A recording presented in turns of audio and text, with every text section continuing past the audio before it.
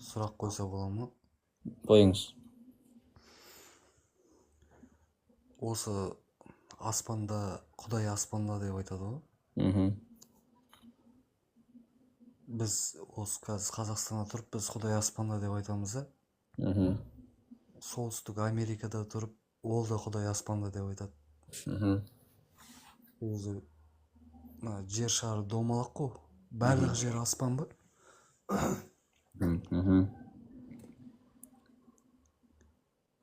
Или Аллах жан-жақты деп айтамыз ба?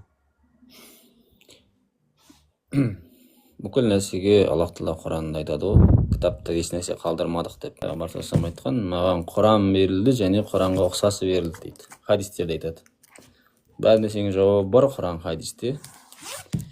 Аллахтың сипаттарына қатысты біз ақылымызды жүгірте алмаймыз оған.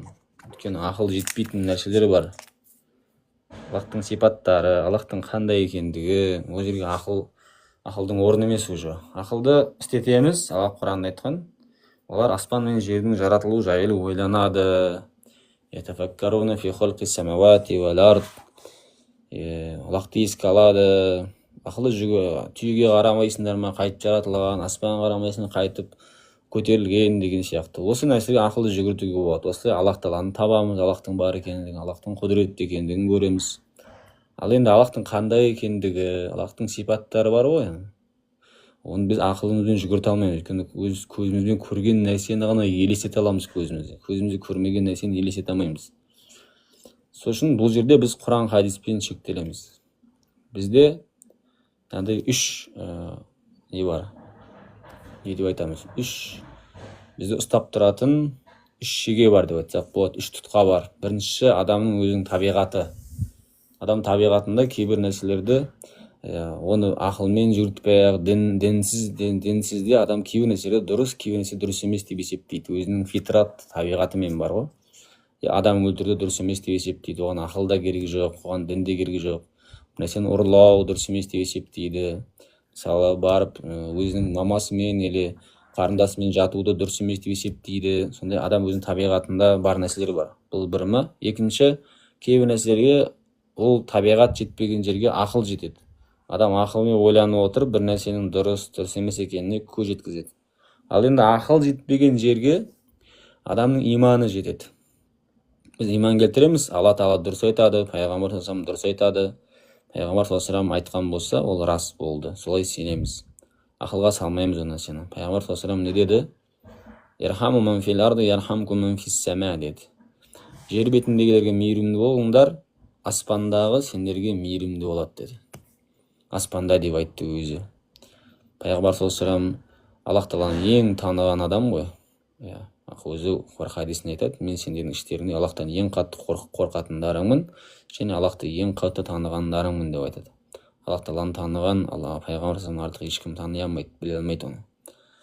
Сондықтан сол кісі аспанда деп айтқан болса, біз өзіміздің ақылымызға салып, жер домалақ, сонда біреу шығыста тұр, біреу батыста тұр, біреу солтүстікте, біреу оңтүстікте тұр, әрқайсысы төрт жақты көрсетіп тұр.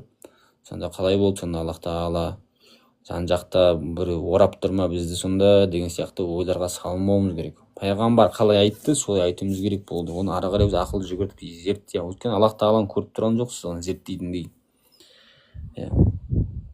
Мазхаб имамдары қалай айтқан сонда? Мазхаб имамдарының барлығы Аллахты аспанда деп айтқан. Имам Малик айтқан. Жан-жақты деп ешкім айтпаған ба сонда? Жан-жақты деп айтпаған. Аллах Тағала аспанда деген білімі барлық жерде деп айтқан. Білімі барлық жерде деген. Барлық жерде деген мағынасы бүкіл нәрсені біледі, бүкіл нәрседен хабардар, бүкіл нәрсені естіп тұр деген сөз. Біліміменен, естумен, көрумен, семен бірге. Өзі заты, сущность Аллах Тағаланың өзі жеті аспанның үстінде. Жеті аспанның үстінде теңіз бар, теңіздің үстінде аршы бар, аршының үстінде деген. Пайғамбар бір хадис келеді. Жеті аспан, әрқайсының арашықтығы 500 жыл қашық. Оның үстінде курси бар, оның үстінде теңіз бар, теңіздің тереңдігі 500 жыл қашықтық деген. Сол теңіздің үстінде аршы бар. Аллаху фауқол арш деген. Аллах Тағала аршының үстінде деген.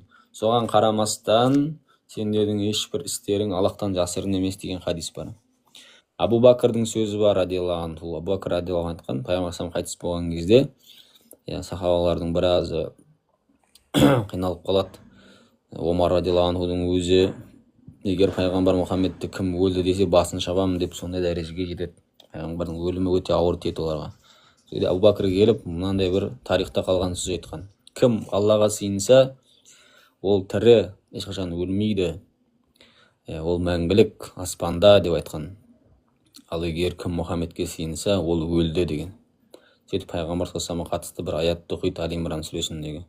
Егер ол өлсе, әлде өлтірілсе дейді пайғамбар, арттарыңа қайтып кәпір болып кетесіңдер ме деп осы Аллах тағаланың айыптаған аяты бар. Сол аятты оқиды. Омардың сөзі бар.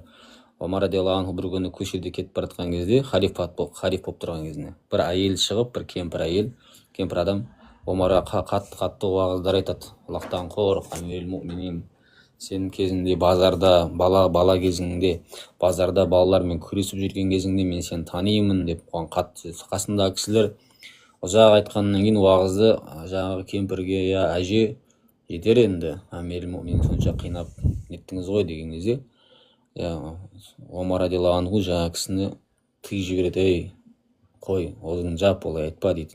Кемпір кім екенін білесің ба дейді. Ол деген Аллах тағала Мужадала сүресінің 1-ші аятында, ол жаңағы бір әйел келіп пайғамбар саллаллаху алейхи күйеуінің үстінен шағымданған оқиғасы келтіріледі Мужадала деген сүреде. Сол Аллах тағала: қад самиаллаху қаулаллати туджадилу фи заужиха, күйеуіне қатысты сенімен тартысып жатқан әйелдің сөзін естіді Аллах тағала деп айтқан. Сол әйел осы әйел.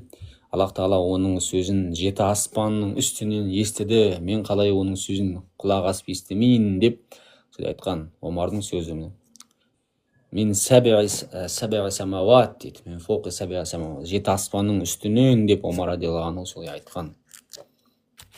Омардың сөзі. Айша анамыздың сөзі бар, сол оқиғаға қатысты тоже айтқан. Ол әйел дейді, бір бөлмеде отырмыз дейді.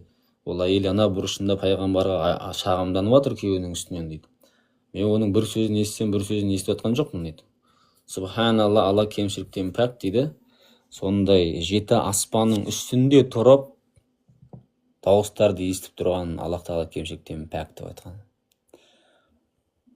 Көрдіңіз, осындай хадистер келіп тұр. Сөзіңізді бөлейін. 7 аспан, жердің бәрін қамтып тұрма сонда? 7 аспанның қандай екенін білмейміз шын айтып. Өйткені оны даже дүниенің ғалымдарын көздері оны зерттеп жатқан жоқ. Өйткені оны ары қарай үлкен ғой, хадисте айтылғандай, міне 1-ші аспаннан 2-ші аспанға дейін арақашықтық 500 жыл қашықтық болса, ол ненің жылдамдығымен айтылған 500 жыл, түйенің жылдамдығымен ол айтылған жоқ хадисте. Әйтеуір 500 жыл кететіндігі 1-ден 2-ге дейін жету үшін, оның астында 6 аспан бар, әрқайсысында 500 жыл. Сондай үлкен кеңістік. Оны дүниенің ғалымдары зерттеп, ол шарообразный ма, ол біз ойлағандай 7 аспан әрқайсысы, ол квадратный ма, ол жалпақ па, білмейміз қандай оған. Пайғамбар саллаллаху не білдірілді, соны жеткізді бізге. Соны айтты. 700 жыл құстың ұшуымен деген ол басқа нәрсе. Пайғамбар саллаллаху айтады, аршыны дейді қазір 4 періште көтеріпті дейді. Сол 4 періштенің біреуінің маған дейді құлағынан дейді, мына құлағын жұмсағынан мына иығына дейінгі арақашықтық қанша екендігі маған сол туралы хабар беру маған рұқсат берілді дейді. Сол мына құлағын жұмсағынан дейді иығына дейінгі арақашықтық, міне біздер үшін бір 10 сантиметр ма, құс 700 жыл ұшады деген. Сондай үлкен адам миына сыймайтын размерлер. Аллах тағаланың сондай ұлықтығы. Аллах тағала ең үлкен жаратылысы ол арш, тағы Аллах тағаланың тақ. Сол тақтың үстінде Аллах тағала. Тақтан да үлкен ұлық болған, сондай алим, әл-али, биік болған Аллах тағала. Осындай хадистер бар. Біз просто бұл хадистерді көбіміз оқыған жоқпыз өзіміз. Бізге тек ана ұстаздардан естіген нәрселерді ғана айтып жүрміз ғой.